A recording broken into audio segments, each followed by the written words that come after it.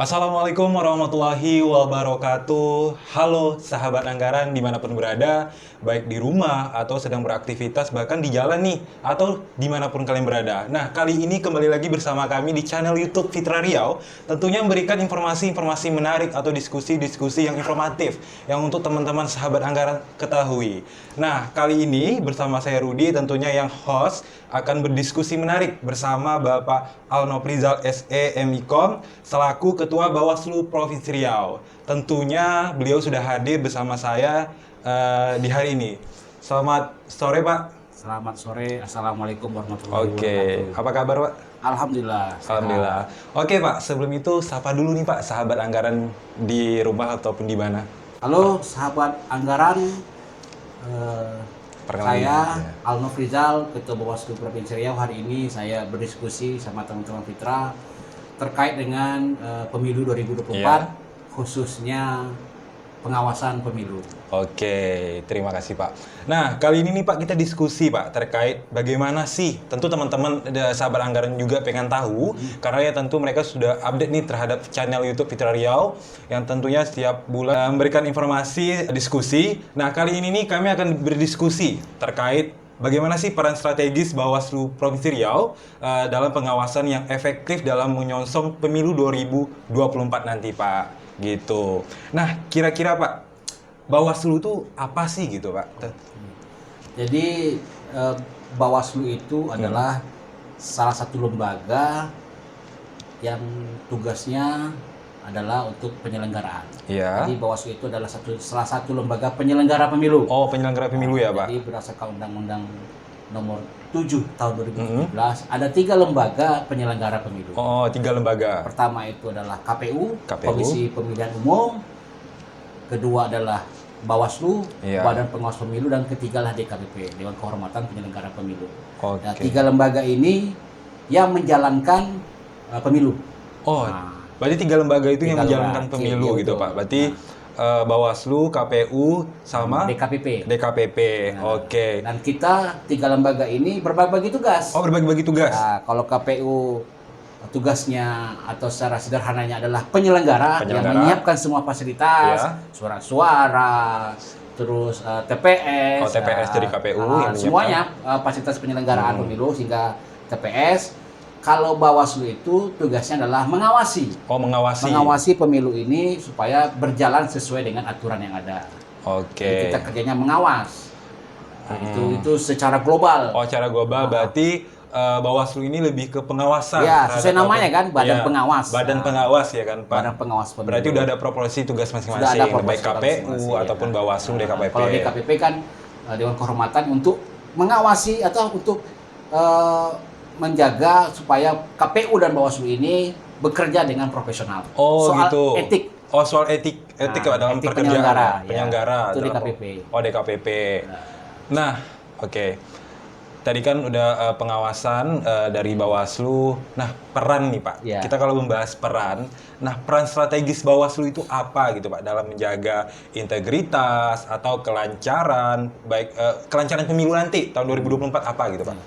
Jadi Badan Pengawas Pemilu itu dalam Ya. undang-undang itu sudah dijabarkan semuanya, apa tugasnya, Ya. apa wewenangnya, apa kewajibannya dalam Oke. Undang-Undang Pemilu 2017 itu. Nomor berapa tuh Pak? Nomor 7. Oh, nomor 7. Nomor 7 tahun 2017 sudah dijabarkan semua. Berarti udah ada di situ Sudah semua? ada di semua. Nah, kalau kita sederhanakan bahwa pengawasan pemilu itu Ya. artinya adalah segala upaya yang dilakukan oleh Bawaslu untuk melakukan pencegahan dan penindakan terhadap potensi pelanggaran pemilu dan Oke. juga sengketa proses pemilu.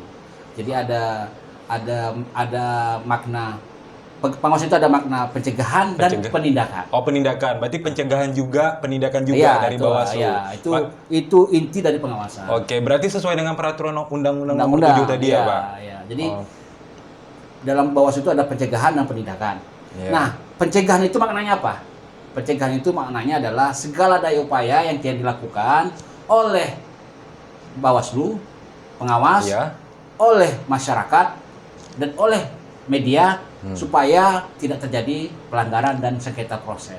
Oke. Nah, ini ada 3 elemen. Pertama itu adalah Bawaslu, kedua adalah partisipasi masyarakat, Partisipasi ketiga masyarakat. adalah media, publikasi media. Nah, 3 elemen ini adalah unsur-unsur dalam melakukan pencegahan terhadap pelanggaran pemilu ataupun sengketa proses. Oke. Tiga elemen ini. Pencegahan, ada pencegahan juga tadi kan dari Nah, Bawaslu. Penindakan, Penindakan. ini kan pencegahan dan penindakan. Iya. Nah, penindakan ini dilakukan oleh 3 elemen juga. 3 elemen Kerjasama juga. juga di Bawaslu. Pertama adalah Bawaslu, Ya. kedua adalah kepolisian, dan ketiga adalah kejaksaan. 3 elemen ini bergabung dalam Sentra Gakumdu namanya. Oke. Ketika kita melakukan pencegahan, kita bekerja sama dengan masyarakat. Dan media. Ketika ada pelanggaran, kita tindak, itu bekerjasama dengan polisi dan jaksa Bawaslu. Oke, berarti masyarakat ikut andil juga Iya. dalam partisipatif dalam pengawasan. Sangat. Oke, nah kira-kira nih Pak, ada nggak sih udah sampai mana dari Bawaslu melakukan penindakan gitu? Ada kasus pelanggaran misalnya contoh? Hari ini kita belum menemukan pelanggaran. Oh, hari ini belum ada. Baru kemarin kita menyelesaikan sengketa proses pemilu. Oke. Pelanggaran belum kita temukan secara signifikan, tapi kita sudah menyelesaikan beberapa sengketa proses. Terakhir itu kita baru saja menyelesaikan sengketa proses pemilu terkait pencalonan DPD. Pencalon Nah, DPD. jadi di Riau ini kan untuk bisa mendaftar sebagai anggota DPD, Ya. mendaftar sebagai calon anggota DPD Ya. itu si calon itu mesti mendapat dukungan minimal dulu. Oh, dukungan minimal, ada dukungan minimalnya. 2000. 2000 Kalau dia dapat dukungan minimal 2000, orang. maka dia punya hak untuk bisa mendaftar sebagai calon anggota. Nah, untuk melihat dukungan 2000 orang itu seperti Ya, apa? mereka gitu, mengumpulkan. Oh, mengumpulkan dukungan. Oh, dukungan. Nanti diverifikasi oleh KPU. Dan setelah diverifikasi sah, kalau cukup jumlahnya 2000, mereka punya hak untuk mendaftarkan diri. Oke. Untuk mendaftarkan diri sebagai calon anggota DPD. Kalau mereka kalau nggak sampai 2000, mereka tidak bisa mencalonkan diri sebagai calon anggota DPD. Nah, bukti untuk melihat bahwa dukungan itu seperti apa, Pak? Maksudnya Ya, ada apakah KTP. Oh, dari KTP masyarakat atau apa? Ya. Nah, kemarin itu kenapa jadi sengketa? Ada calon anggota DPD Ya. atau ada bakal calon anggota DPD yang merasa sudah mengumpulkan 2000. Oh, udah ada yang cukup. merasakan ngumpul 20. Dia merasa kita sudah mengumpul 2000 ini. Iya. Tapi kok di KPU kita tidak lolos. Tidak lolos Iya. gitu. Nah, itu gimana? Makanya bersengketa lah mereka Oke. antara calon dengan KPU. Nah, kita sudah selesaikan itu. Oh, berarti menyelesaikan itu dengan tingkat musyawarah dulu. Dengan jalur adjudikasi. Litigasi. Nah, kita pertemukan mereka dalam sebuah forum, dalam sebuah sidang.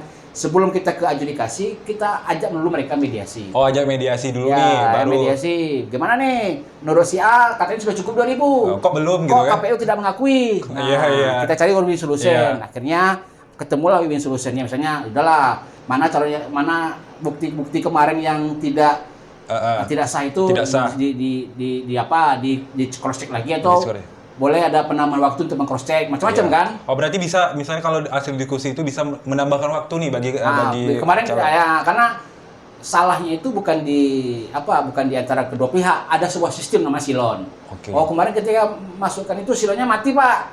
Oh, Kita udah siap nih 2000.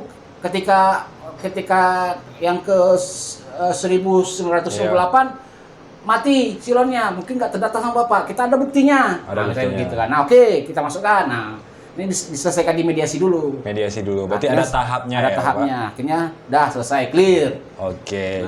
Nah, ada beberapa sengketa kemarin dengan hal yang sama. Nah, kalau dari Bawaslu sendiri untuk memastikan bahwa dalam pengawasan itu seperti apa? Misalnya ini nih mau pemilu nih.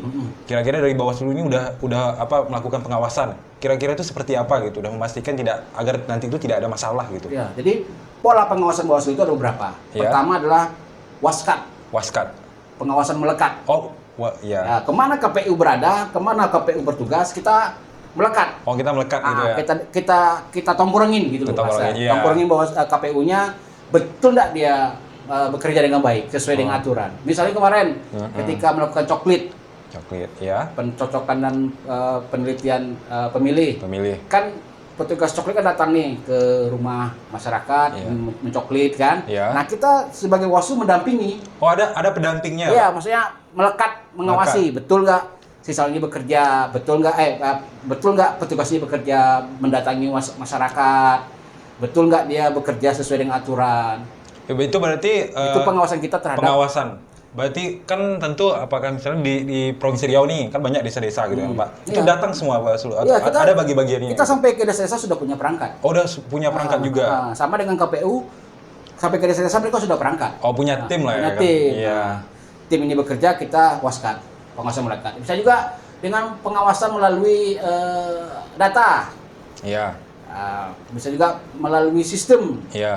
Bisa kita lakukan misalnya hari ini pencalonan anggota DPRD. Iya. Mereka sudah masukkan data semua kan? Masukkan data nih. Formulir apa semua. Nah, kita mau lihat juga. Oh, di cross check ulang. Kita lihat betul nggak data yang masuk itu sesuai dengan aturan yang ada. Absah tidak, palsu tidak, asli tidak. Nah, kita juga bisa melihat pengawasan melalui data yang ada. Berarti memang pengawasannya ketat ya, Pak? Iya. Memang harus Dan kita juga melakukan pengawasan melalui partisipasi masyarakat. Iya. Kita ajak masyarakat, yuk Bapak Ibu, kita sama-sama awasi yuk. Kan sudah ada nih masa pencalonan anggota DPRD. Iya. Betul nggak yang dicalonkan partai politik ini orang-orang yang tidak terlibat lagi atau tidak terdaftar lagi atau tidak berstatus lagi sebagai pegawai negeri? Oke. Kan pegawai negeri nggak boleh. Oh iya, pegawai negeri Nggak boleh mencalek. Kalau dia mau mencalek kan mesti berhenti. Iya. Nah, kadang ada juga partai politik yang mendaftarkan caleg masih berstatus sebagai negeri. Nah, kita ajak masyarakat kalau ada dengar-dengar apa ya laporkan gitu. Nah, itu kan tadi Bapak bilang mengajak masyarakat. Ya. Itu seperti apa mengajak? Maksud tuh apakah ada melakukan sosialisasinya kepada masyarakat atau mengumpulkan masyarakat nih? Ya, kita melakukan pengumpulan masyarakat bahwa ada sosialisasi kayak tadi Bapak bilang kan untuk upaya pencegahan, melakukan pengawasan. Itu seperti apa di Bawaslu? Ya, kita ajak masyarakat, kita hubungi masyarakat. Kan kita punya perangkat sampai ke desa-desa. Ya. Nah, desa-desa ini kan juga apa namanya?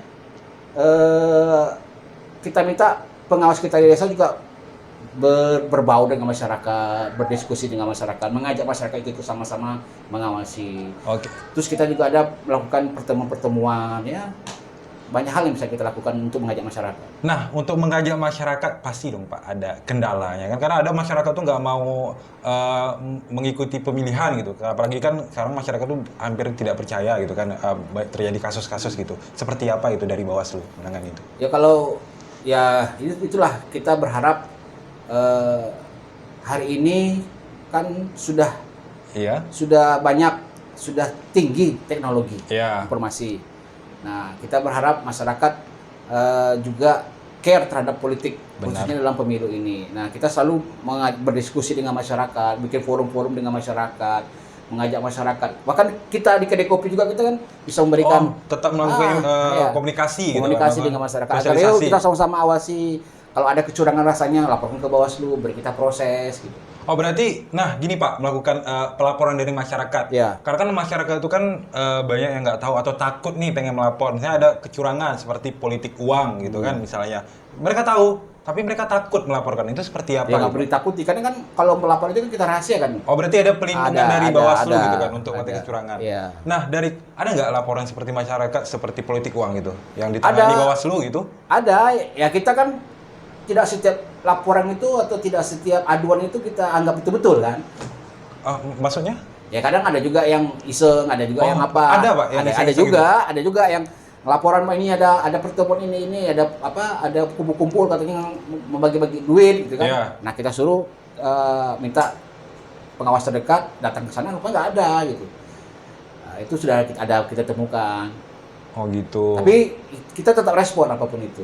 Kalau misalnya ada bukti, misalkan katanya ada di foto atau bukti gitu kan, itu gimana? Ya kita bisa proses. Oh proses kita gitu. Kaji dulu betul ini ada unsur politik uangnya. Kan tidak serta-merta, oh ini politik uang. Iya. Pasti ada proses. Kita kaji dulu mana buktinya, siapa pelakunya, bagaimana uraian kejadiannya. Berarti ada kita cari dulu, kita cari dulu orang-orang terdekat, kita mintain keterangannya, betul nggak nih, macam-macam gitu. Oke. Tidak serta-merta kita vonis ini politik uang enggak. Betul. Nah, ada nggak sih menjadi tantangan nih Pak dari Bawaslu dalam mengawasi itu tantangan tersebut, seperti masyarakat tadi kan? Misalnya masyarakat itu tidak mau partisipatif yang saya bilang tadi ya Pak. Seperti apa di Bawaslu benar-benar untuk menangani masalah itu? Karena kalau menurut saya banyak masyarakat itu memang apatis, nggak mau ikut gitu Pak, apatis gitu Pak. Itu memang kita rasakan bahwa ada masyarakat yang nggak peduli gitu. Iya, ada masyarakat yang nggak peduli gitu, Pak. Dengan hal politik. Iya, Ini memang perlu pendekatan-pendekatan khusus. Makanya kemarin kita baru saja meresmikan salah satu desa atau kelurahan di Duri, di Bengkalis itu sebagai kampung pengawasan. Oh, ada kampung pengawasannya ya, Pak? Pengawasan baru kita sama-sama kita resmikan. Di sanalah kita melakukan pola-pola pengawasan bagaimana supaya lebih partisipatif masyarakatnya. Nah, itu kita jadikan contoh kita. Oh, ada contohnya gitu. Terus kita juga akan kita pergi ke kampus-kampus untuk melakukan sosialisasi, mengajak masyarakat kampus, sipil akademika, mahasiswa, ayo sama-sama berpartisipasi dengan masyarakat. Terus kita buat pertemuan lagi dengan Ormas, OKP. Untuk sosialisasi pengawasan ini. Oke. Berarti ada lagi forum warga, terus melalui media sosial kita ajak masyarakat, kita minta mereka mengikuti media sosial kita, biar mereka tahu apa perkembangan. Oh, berarti di media sosial yang update terus, memberikan informasi kepada masyarakat. Bagi milenial kan, mahasiswa kan banyak itu. Target milenial juga. Pemilih pemula, kita datang ke kampus, kita kumpulkan mahasiswa 100-200 orang sekampus itu, kita ajak mereka sama-sama mengawasi pemilu, kita berikan pemahaman. Nah, itu telah kita lakukan. Berarti udah dilakukan Sudah gitu, dilakukan. Pak? Berarti dari Bawaslu ini bekerja sama dengan lembaga apa aja, Pak? Tadi Ormas, ya banyak, apa aja? Pastinya dengan masyarakat. Masyarakat baik itu dalam bentuk Ormas, OKP, tokoh adat, tokoh agama. Nah, kita sudah lakukan kerjasama. Juga dengan pemerintah. Kita meminta agar ASN itu netral dalam pemilu, macam-macam sudah banyak kita lakukan dengan media juga. Oke. Nah, tadi Bapak bilang dengan media nih, kan banyak nih Pak isu-isu yang menyebarkan media itu dari yang hoax. Itu seperti apa yang dari Bawaslu menangani seperti itu, Pak? Ya, kita memang menangani si hoax ini kan sudah ada tool sekarang. Betul. Bahwa bisa melalui Google pencari fakta, macam-macam kan bisa. Itu sudah bisa kita minta. Kalau rasa-rasanya ada informasi atau pesannya masuk, tolong di cross check dulu, jangan langsung share. Jangan di-share gitu. Ada toolsnya, ada Yandex namanya, ada Kalimasada, itu macam-macam.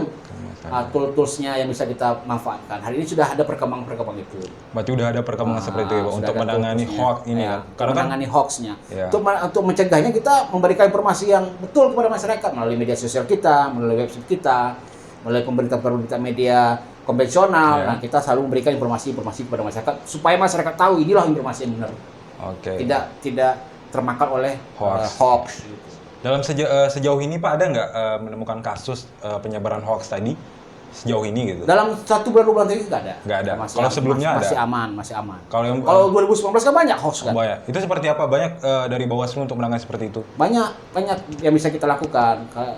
2019 kan sudah banyak. Iya. Hoax yang terjadi. Benar. Ada yang bilang ada yang dibilang surat suara sudah dicoblos satu kontainer. Benar. Atau kena dibuang ke laut. Itu heboh kan? Itu heboh. Terus ada yang merasa digebukin, ternyata dia salah operasi, macam-macam kan. Nah, ini yang banyak yang itu banyak masyarakat makan hoax. Nah, kita berharap masyarakat kalau mendapatkan berita ya di cross check dulu.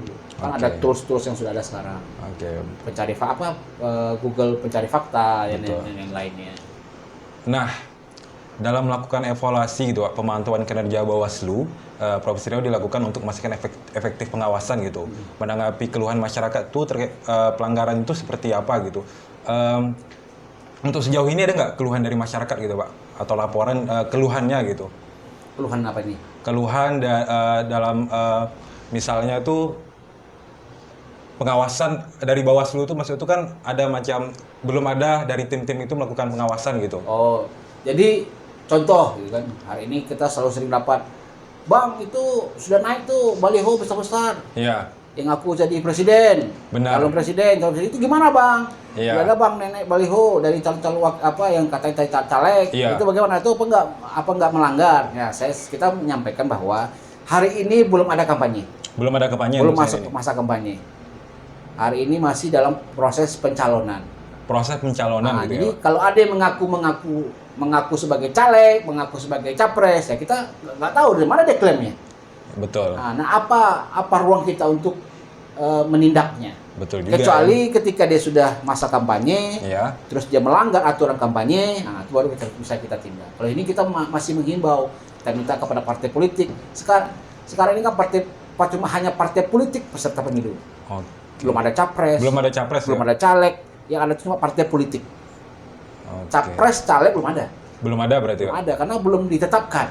Belum. Nanti setelah tanggal 25 November, 25 November gitu. baru ditetapkan calegnya siapa, capresnya siapa. Nah, baru setelah itu baru banyak peserta yang mendaftar. yang melakukan kegiatan kampanye. Setelah itu tanggal 28 November itu sudah mulai kampanye sampai nanti 3 hari menjelang hari H. Hari H pencoblosan tanggal 14. Tanggal 14 nanti. 3 hari menjelang itu selesai masa kampanye. Nah, di masa itulah kita bisa melakukan penindakan jika ada yang melanggar aturan kampanye. Kalau hari ini kampanye belum masuk belum masuk tahapnya. Iya. Caleg nggak ada. Nah, apa yang mau ditindak gitu Nah, gitu maksudnya. Terus capresnya belum ada. Masih dinamis kan? Dinamis ya. Nah, kita lihat ya ini dinamika politik. Kalau nggak begitu kan orang nggak tahu. Ya udah, selagi tidak ada hal-hal yang fatal dilakukan, ya kita melakukan himbauan saja. Tolong buat kegiatan yang tidak menjurus kepada hal-hal yang kampanye. Gitu. Oke. Nah, dari Bawaslu gitu Pak, ada nggak sih menampilkan slogan di jalan-jalan gitu untuk transparansi dalam pemilihan nanti? Kita sudah salah satu bentuk sosialisasi kita memasang sosialisasi media luar ruang. Oh, media baliho ada juga. Kita sampaikan kepada masyarakat. Hari ini kan sedang naik, kita minta masyarakat mengenali calegnya, jangan membeli kucing dalam karung istilahnya. Iya, ada. Kenali dulu. Iya, ada saya lihat. Nah, ada kan, kenali dulu calonnya baru kita pilih. Nah, untuk mengenalinya ya gali informasi gitu. Iya, betul. Terus ada juga kita minta supaya masyarakat yang belum terdaftar sebagai pemilih ya melakukan cek bahwa apakah dia sudah terdaftar atau belum. Pastikan, kalau belum ya silahkan tindak lanjuti. Iya.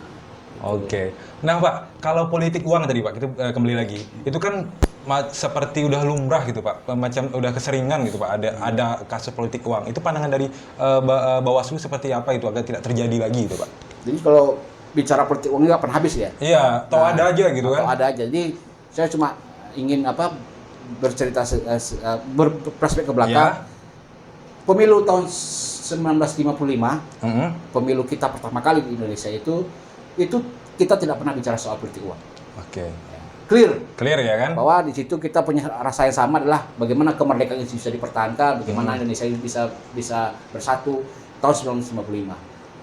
Tidak ada bicara soal politik uang. Setelah itu tahun 1971 sampai pemilu Orde Baru tahun 98 ya 97 itu tidak ada juga kita bicara soal politik uang. Berarti nggak ada dari tahun itu? Nggak ada sampai pemilu tahun 99 tidak ada juga soal politik uang. Tidak ada politik uangnya. Jadi kan ini bukan akar kita, bukan sebuah budaya kita politik uang ini. Betul. Karena tidak ada. Nah baru setelah tahun 2004 itu mulai ada cerita politik, tapi sedikit. Yang lebih banyak itu adalah isu golput. Golput ya. Golput kan, orang lebih banyak cerita golput. Saya golput. Iya. Politik uang masih sedikit. Sedikit ya. Isunya. Tapi setelah itu golputnya sudah mulai hilang. Golput hilang. Gitu. Udah mulai turun. Naik baru politik uang. Oke. Politik uang dan hoax. Nah, hari ini sampai hari ini. Nah, kita berharap ke depan politik uang itu tidak ada lagi. Dan tanda-tanda itu ada. Misalnya, saya di beberapa kali pertemuan yang bicara soal politik uang, yang bicara soal politik uang itu jelek adalah generasi muda sekarang. Generasi muda. Pertanyaan sama saya, sama seperti Rudi. Bagaimana caranya politik uang tidak ada lagi? Betul. Nah, itu pertanyaan yang sama disampaikan oleh teman-teman muda. Ya, karena itu kan hal yang sering terjadi itu Pak sampai saat ini. Dalam pengalaman mereka kan, berita mereka lihat dan isu-isu yang mereka dapatkan.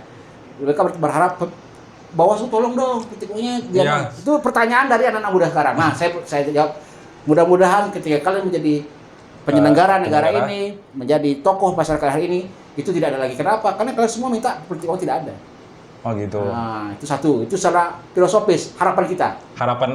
Kita lihat aja mungkin di pemilihan Amerika nggak ada bicara soal politik uang karena mereka sudah maju. Karena mereka udah maju, Pak. Beda tidak bicara saya. Kita berharap ya. ke depan itu tidak ada politik uang. Nah, ini kan persoalan dari masa ke masa. Kita nggak pernah bicara politik uang tahun 1955. Hari ini baru muncul lagi, berharap ke depan tidak ada lagi. Sama dengan golput. Hari ini kan sudah nggak ada cerita golput, sudah sudah nggak zamannya. Oke. Besok mudah-mudahan cerita politik uang udah nggak zamannya lagi. Udah nggak nyaman lagi. Bicara lagi soal visi misi. Nah, itu harapan kita. Oke. Secara filosofis. Nah, ke depan itu harapan kita. Tapi walaupun gitu, secara sosiologi, secara yuridis, kita tetap melakukan tindakan-tindakan agar politik uang ini tidak berkembang. Tidak berkembang ya. Ya harus tidak, itu. harus kita hentikan. Anti ya kan. Nah, dan itu sudah kita lakukan, teman-teman di pemilu-pemilu sebelumnya sudah melakukan. Kita ada patroli. Jadi ada dulu pemilihan kepala daerah kemana tim kita Bawaslu melakukan patroli. Patroli ya, Pak. Patroli keliling desa, keliling daerah. Kan ada tim-timnya tuh. Tim patroli. Kalau ada ternyata ada orang memberikan politik uang di malam hari atau serangan fajar lah, mereka nggak jadi gara-gara kita patroli. Oke, berarti memang melakukan pengawasan kita melakukan serang skewar. Bawaslu patroli. Iya. Harus menjaga ketat ya. Dan itu ketika itu memang efektif. Orang mau operasi malam, ketika ada Bawaslu mereka nggak jadi. Betul. Itu aksi yang telah kita lakukan. Tapi harapannya tadi ke depan tidak ada lagi politik uang, sesuai perkembangan zaman, negeri kita makin maju, tidak memikirkan itu lagi. Oke, terkait politik uang, Pak. Itu kalau pandangan dari dari Bawaslu gitu, itu apakah dari kesalahan dari masyarakatnya atau calegnya gitu? Itu kan bisa jadi permasalahan gitu, Pak. Itu susah kita menjawabnya. Ketika kita bicara soal dengan caleg, gimana bro? Janganlah pakai politik uang, saya kan gini.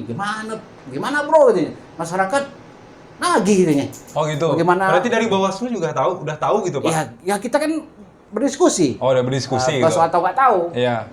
Macam rahasia umum kan? Iya, betul. Gimana bro? Justru nanti gimana bro? Kalau nggak kita kasih nanti masyarakat ini nggak mau milih kita. Iya. Padahal kita nggak mau gitu loh. Iya. Tapi dipaksa kita mau menang juga gimana bro? Nah, kita tanya masyarakat, janganlah terima lagi politik uangnya, gini. Gimana katanya? Orang ada. Nah, jadi semacam lingkaran setan, susah kita. Nah, kita berharap ke depan sesuai setelah perkembangan zaman, majunya kita, kualitas bangsa kita, tidak ada lagi politik uang. Tapi secara aksi kita terus mencegah, karena itu memang tugasnya Bawaslu, mencegah terjadinya politik uang. Pencegahan terhadap politik uang. Pencegahan pencegahan terhadap politik uang. Itu memang harus dilakukan pencegahan sekali gitu, Pak. Terus Pak, ada nih kampanye di rumah ibadah itu. Itu seperti apa dari Bawaslu? Nggak boleh lah. Nggak boleh kan? Rumah ibadah, fasilitas pemerintah, pendidikan, sekolah, nggak boleh. Pendidikan gitu. Boleh. Ada nggak kasusnya seperti itu? Kemarin ada, apalagi kemarin ada nih. Ya, Ramadan kemarin. Kan ada yang ngasih imsakiyah. Iya. Pakai logo partai, apa. Nah, itu sudah kita udah ditindak lanjut. Ya, pokoknya ada susah juga. Datang dia bawa brosur imsakiyah. Datang ke masjid. Pergi dia. Siapa yang mau kita tindak? Kita nggak tahu orangnya. Barang itu ada di situ. Oh gitu. Iya kan? Nah, kalau nggak tahu maksudnya nggak tahu seperti apa, Pak? Kan dia datang nih. Dia datang. Kita nggak tahu dia kapan datang. Iya. Tiba-tiba ketika tarawih ada aja apa di situ. Barang imsakiyah itu. Oh, foto si A. Kita tanya foto, kita nggak ada. Naruh. Siapa mau kita tidak? Oke. Nah, ini politik uang itu, pemilu itu adalah persoalan kualitas bangsa kita. Kalau kualitas kita bagus, insya Allah pemilu kita juga bagus. Kita dan pelan-pelan kita sudah mencapai itu. Contohnya hari ini banyak konten-konten di media sosial bagaimana politik uang itu jelek. Betul. Kan? Iya. Dalam tanda petik dibully lah pelaksana. Betul. Orang melakukan politik uang kan. Banyak tuh saya lihat konten-konten yang dibuat oleh anak muda hari ini yang intinya pesannya jangan politik uang, jangan mau terima politik uang. Anti ya politik uang ya Pak. Karena kan oke. Nah terakhir Pak, harapan dan upaya yang dilakukan Bawaslu seperti apa harapan kedepannya gitu Pak?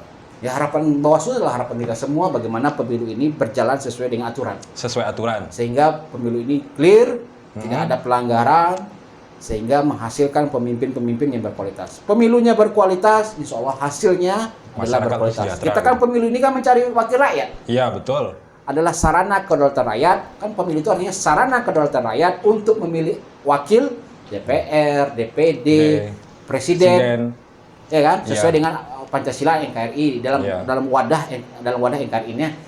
Pemilu itu adalah sarana kedaulatan rakyat untuk memilih pemimpin, wakil rakyat. bukan sarana kedaulatan rakyat untuk konflik. Betul. Bukan untuk kacau balau. Kita punya pemimpin loh. Nah, kalau pemilunya berkualitas, insya Allah pemimpinnya juga berkualitas dan bangsa ini menjadi bangsa yang berkualitas. Sejahtera, itu harapan kita semua. Iya betul. Harapan kita semua. Harapan kita semua ya, Pak. Harapan kita semua, dan kita berharap Tuhan Yang Maha Kuasa memberikan kekuatan kepada kita untuk menjalankan pemilu yang berkualitas, diberikan kemudahan bagi kita untuk menjadi pemilu yang berkualitas, menghasilkan pemimpin yang berkualitas. Dan seperti harapan Bapak Jokowi bahwa Indonesia itu akan menjadi negara maju 10 tahun atau 13 tahun ke depan. Semoga Indonesia menjadi negara maju ya Pak ke depan ya kan. Dan juga nanti 2024 nanti tidak ada lagi politik uang atau kecurangan-kecurangan yang dilakukan oleh caleg gitu kan Pak. Karena kan itu untuk kemajuan kita juga itu kan. Gitu. Kemarin saya tanya teman-teman kan ada pertemuan dengan OSIS. Saya tanya, nih kalian ini jadi ketua OSIS macam mana caranya? Ketua OSIS ya? Karena saya mantan ketua OSIS juga nih Pak. Pemilihannya gimana dulu? Iya, pakai coblos juga. Coblos juga? Iya. Pakai politik uang nggak? Enggak sih, kalau saya enggak. Ada pengawasnya nggak? Pengawasannya tentu ada. Nah itu. Nah kita berharap yang sudah seperti Rugi dan kawan-kawan itu bisa membawa bersihnya pemilihan OSIS itu kepada pemilu. Nah itu harapan kita. Iya. Nah itu. Dulu saya pemimpin OSIS nggak ada, main tinju aja OSIS ya. Dulu perwakilan. Ya, karena kalau zaman dulu itu ada seluruh siswa. Ada kayak coblos gitu Pak. Seluruh siswa. Iya, melakukan coblos gitu kan. Kayak melakukan seperti pemilu pada umumnya. Ada politik nggak? Ada tuh nggak. Kalau zaman Rudi kan Rudi nggak tahu kan, mungkin nggak ada Pak. Mungkin terkenal mungkin famous-nya. Mungkin ke depan yang teman-teman yang adik-adik dan generasi muda yang sudah sukses menjalankan pemilihan OSIS yang no politik, no money politik, itu bisa menjadi rujukan ketika melakukan pemilu. Berarti dari Bawaslu tadi ada juga melakukan pencegahan untuk dari sekolah SMA atau mahasiswa pemilu aja. Maksudnya sosialisasi gitu Pak. Sosialisasi untuk pasti. Untuk kedepannya kan mereka generasi muda. Berarti ada pemilih pemula. Oh iya kan, ada kan Pak? Ada. Makanya kita kemarin ketemu dengan teman-teman. Ketua OSIS itu siapa yang ketua OSIS? Rupanya ternyata mereka yang dari ketua OSIS. Saya tanya, ini kalian ketika jadi ketua OSIS pemilihan gimana? Coblos Pak, coblos semua. Oh iya, seperti pemilu dong. Iya Pak. Gimana? Pakai politik uang nggak? Enggak. Gitu. Kita berharap yang seperti itu akan terjadi di pemilu-pemilu ke depan. Semoga ya Pak, tidak terjadi lagi politik uang gitu kan. Karena pilihlah pemimpin yang terbaik gitu. Karena kalau ada pemimpin yang terbaik nih, pasti nanti hasilnya juga baik gitu. Amin. Berjalan dengan lancar. Jangan gara-gara uang kita milih siapa ya, itu yang penting uangnya gitu. Karena nanti ujungnya penyesalan juga terjadi nanti ya kan. Iya, karena sudah pengalaman kita kan. Iya. Ketika dibayar 100.000 misalnya, 5 tahun kita nggak dikenal lagi sama mereka. Betul. Kita nggak ditegur. Kenal sama kita nggak tahu lagi. Karena uang dulu ketika kampanye luar biasa. Bapak kita siap Pak, tolong saya bantu, saya ingin bawa. Kasih duit 100.000 atau 50.000. Nggak ada lagi datang ke kampung. Betul. Siapa yang rugi? Ya kita. Karena kita di kampung kita punya masalah jalannya rusak, apa semua. Ketika kita minta ke dia, kemarin kan sudah dikasih 100.000, ya udah. Menghilang ya. Nah, hal begitu kan jadi bahan renungan kita. Nah, ke depan nggak mau lagi gua terima ini. Kita mau yang pemimpin yang betul-betul memperjuangkan kita. Nah, harus transparansi ya, Pak. Transparan, harus integritas, betul-betul niat baik dia yang kita pilih, bukan karena uangnya atau apa. Intensitasnya. Betul. Tapi kualitasnya yang kita cari. Iya, semoga ya, Pak. Mungkin untuk hari ini itu aja, Pak. Untuk diskusinya gitu kan. Atau Bapak ada pesan sedikit untuk masyarakat atau yang teman-teman untuk nonton, Pak, untuk pemilihan. Kita berharap pemilu 2024 ini pemilu pertama sekali serentak, pemilihan presiden, pemilu legislatif, DPD bersamaan tahunnya dengan pemilihan kepala daerah. Nah, kita berharap pemilu yang 1 tahun berserentak ini bisa berjalan dengan baik, melahirkan pemimpin-pemimpin yang baik, lancar, sehingga kita menjadi bangsa yang baik dan berkualitas. Kalau ada rasanya hal-hal yang tidak sesuai dengan undang-undang, baca undang-undang pemilu, Undang-Undang 7 tahun 2017, ada rasa-rasanya aktivitas politik yang tidak wajar, silakan laporkan ke Bawaslu. Bawaslu terdekat ada di kecamatan. Berarti setiap kecamatan itu ada kantor Bawaslu. Ada timnya. Ada kantor Pamwascam. Silakan datang, lakukan laporan. Sahabat anggaran. Nah, untuk pemilihan nanti 2024 semoga tidak ada kecurangan-kecurangan lagi, harus transparan, integritas gitu. Misalnya ada kasus atau apa boleh dilaporkan ke, atau ada melakukan kecurangan gitu kan, boleh dilaporkan ke Bawaslu terdekat seperti di kecamatan ya, karena udah ada tim khususnya. Ada, gitu, kita Pak. setiap kecamatan punya sekretariat pengawasan. Ya, karena pun dilindungi juga masyarakat yang Iya. melapor ya Pak. Kalau benar-benar memang ada gitu kan Pak. Oke, mungkin itu saja. Saya Rudi. Mohon maaf apabila ada kesalahan nih. Saya pamit dulu ya. Jangan lupa nonton terus channel YouTube Fitra Riau yang dimana konten-konten menarik atau diskusi-diskusi yang informatif gitu kan. Oke teman-teman, saya Rudi pamit undur diri. Wassalamualaikum warahmatullahi wabarakatuh. Waalaikumsalam.